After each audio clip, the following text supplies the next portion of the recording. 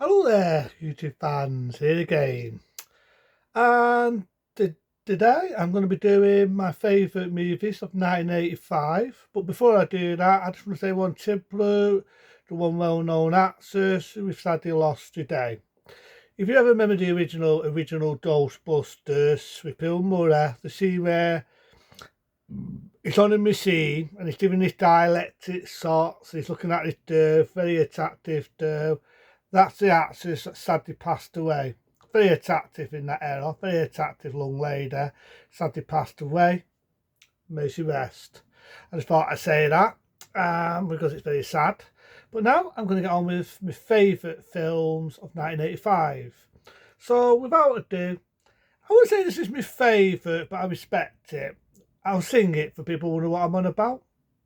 When the drawing gets tough, the tough get drawing. When the drawing gets tough, I won't do the rest. I'll kill it.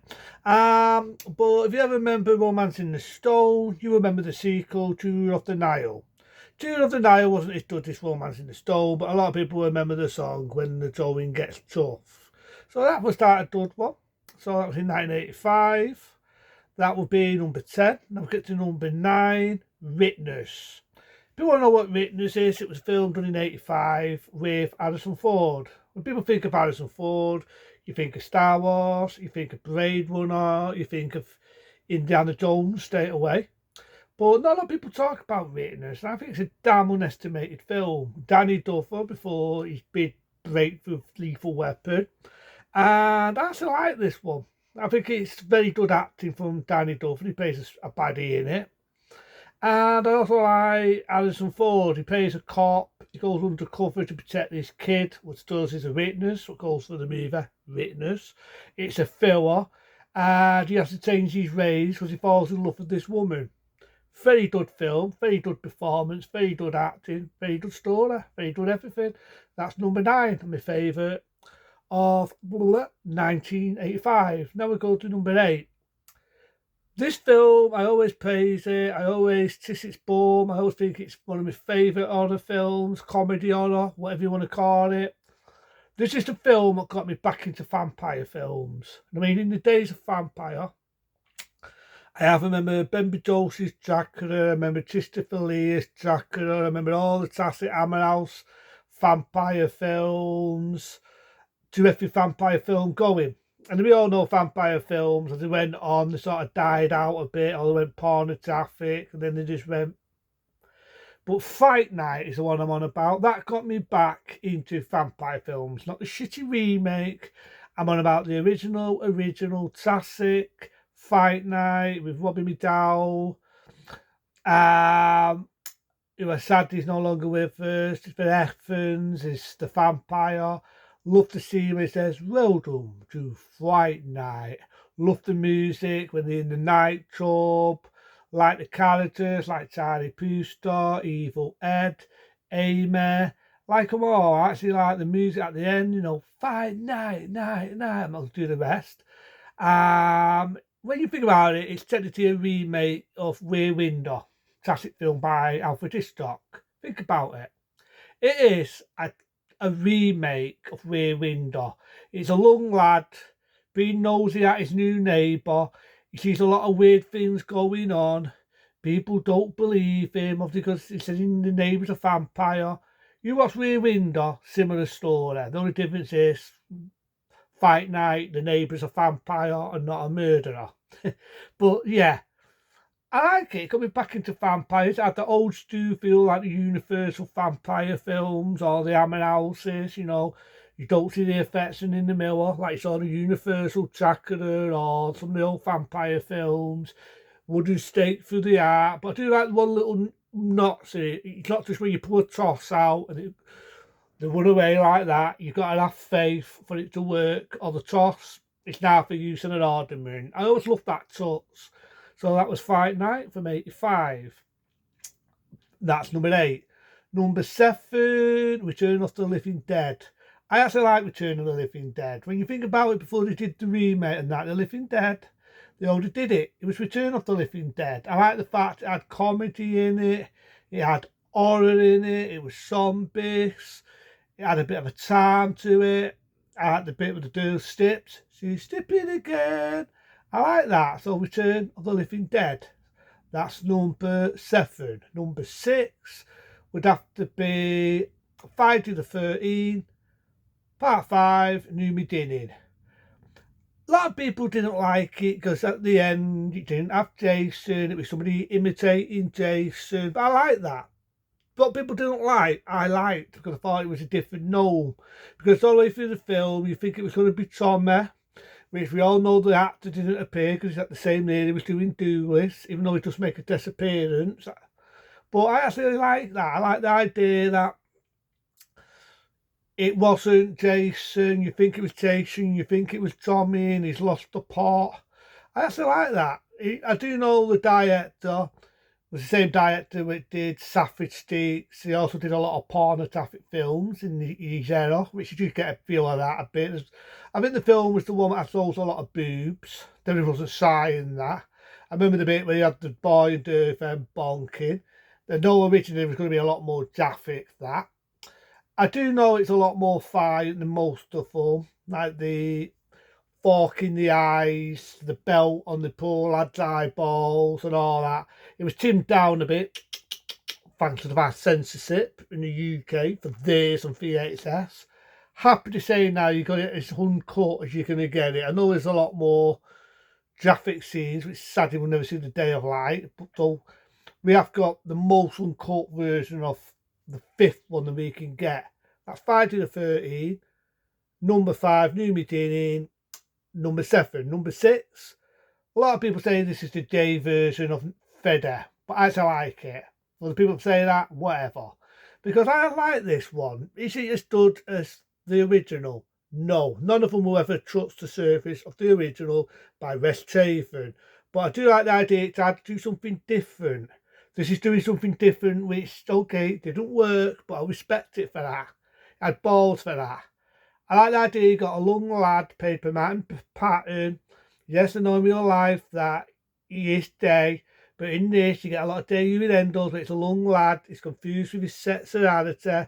He doesn't so ram that in your face too much. People say it did. I didn't see that.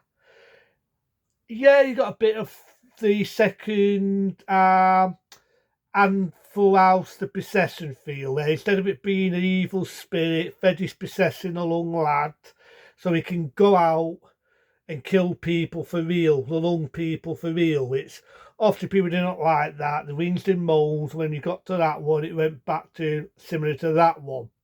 But I like the idea of that. I thought it was a little bit different. Again, I just repeat myself, it's not as good as the first one. But I like that idea. I do know originally there wasn't going to have Robert Englund as Freddy. We do get the look of the other one who's going to play Freddy in the second one a little bit, and you're trying to see why they went back to Robert Englund. I still think it's a good film. I respect it for that. Elm Street 2, Freddy's Revenge. That's number 6. Number 5, and I've ranted on it, but I can respect it. That being Mad Max, Beyond Thunderdome, you have to say the third one or whatever.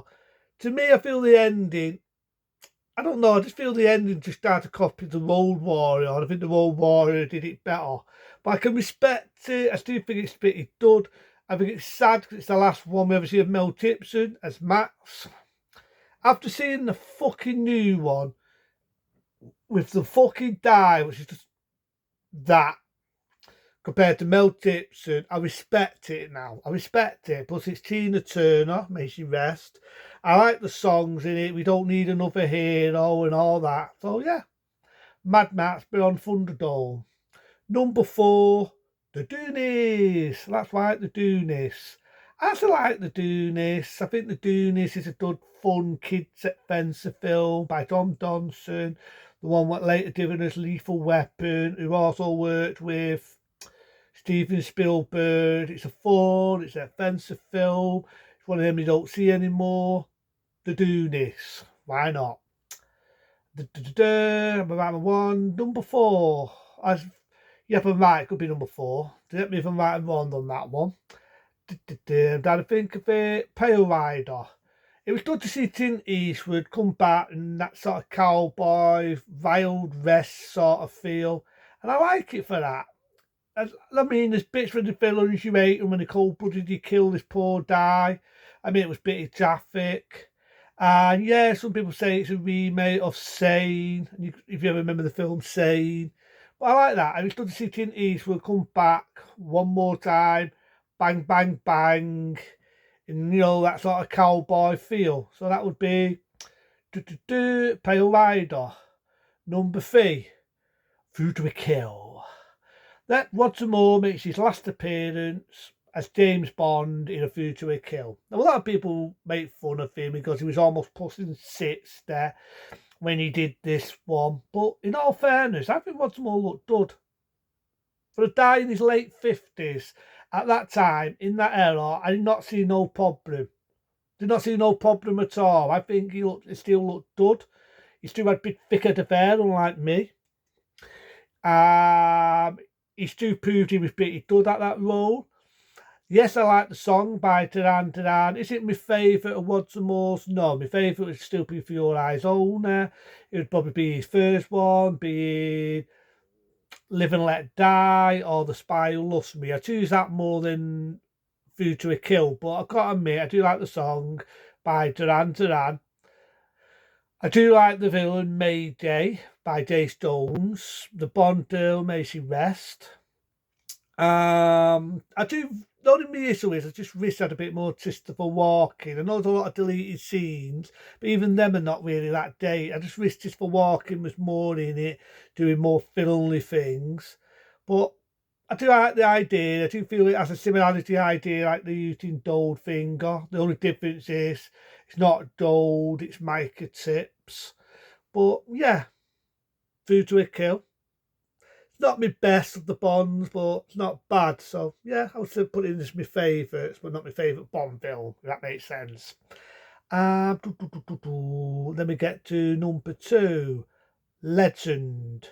This is good. If you've never seen Legend, it's Tom Cruise.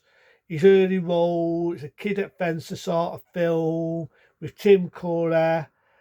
This is Tim Curry I like, whether he'd be in the Rocky Horror Show or he would play the original It. I actually like him in this. Yeah, he looks a bit like a Satan sort of thing. He's got unicorns and all that, but I'm a sucker for them. How can I put it? I'm a sucker for them sort of adventure feels, them sort of adventure films. I'm a sucker. So being a sucker, I love it. That was number finger. Number 2. Let me think of the next one, which is my favourite adventure film, my favourite 1985 films. Kind of think. The Stuff. How can we get The Stuff? Love The Stuff. You never seen The Stuff? Come out. Very good imagination. It's a logger. It's all like a remake of The Invasion of the Body Snatchers. It's a good one. This is an hard one because I know they're in competition, so I'm going to throw an extra 1 in here. Right, this is an extra 1. Demando. Love Demando. Think Demando is a good one. Which I'll probably talk about that a bit more and do a compilation there because this Demando, you had Enforcer USA and then you had First Blood Part 2. But I do like Demando. Very damn good film. I love Arnie with his biceps. This is the Arnie I miss. I'll say the line. Remember when I said I was going to kill you last? You did. I lied. Psst. Love it. And my other favourite would be number 1, First Blood Part 2. Love that film. I think Rambo is pretty good. It was good to see Sylvester Stallone pies his role as Rambo. To me, this felt like action Rambo. First Blood, the original, is more of a thriller. It does have action in it. But this one was the action Rambo. So, yep. There's one more, I will say it. And that would be a Back to the Future. If I miss it, that's a good one. Teen Wolf, even though Michael J. Fox is not a fan of it, I do like Teen Wolf. I'll come out the same there. So there's a few there I do like. If I've missed them, I apologise. 85 was a good there. They're my favourites. But into them, be smart, be safe. See you later.